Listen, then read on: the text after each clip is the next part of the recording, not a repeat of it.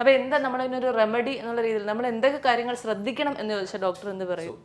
ഒരു fat liver കണ്ടുപിടിച്ച first നമ്മൾ നോക്കേണ്ടത് എന്തെങ്കിലും റിസ്ക് ഫാക്ടേഴ്സ് ഉണ്ടായിരുന്നു. അതായത് ഫുഡ് ഹാബിറ്റ് ശരിയല്ലെങ്കിൽ BP, ഷുഗർ, അമിത വണ്ണമുള്ളത്, അതൊക്കെ കറക്റ്റ് ചെയ്യാൻ പറ്റുമെന്നുള്ളത് നോക്കുക. പിന്നെ അതിൽ കൺട്രോൾ ആകുന്നില്ല, ഫാറ്റ് ലിവറിന്റെ ഗ്രേഡ്സ് കൂടുവാണെങ്കിലാണ് മെഡിക്കൽ ഹെൽപ്പ് തേടേണ്ടത്. മുരളി ഡോക്ടറിലേക്ക് വന്നു കഴിഞ്ഞാൽ ഭക്ഷണം കഴിക്കാൻ ഒരു ടേസ്റ്റ് ഇല്ല, അല്ലെങ്കിൽ ഭയങ്കരമായിട്ട് വെയിറ്റ് കുറയുന്നു, ഇങ്ങനെയൊക്കെയുള്ള ടെൻഷനുകൾ ഒരു വിഭാഗം ആൾക്കാർക്കുണ്ട്. വേറെ ചിലർ ഭയങ്കരമായിട്ട് വെയിറ്റ് കൂടുന്നു എന്നുള്ളവരുണ്ട്. പക്ഷെ ഈ രണ്ട് കാരണങ്ങൾ ഈ ഗ്യാസ്ട്രോ ആയിട്ട് റിലേറ്റ് ചെയ്യുന്ന കാര്യങ്ങളാണോ?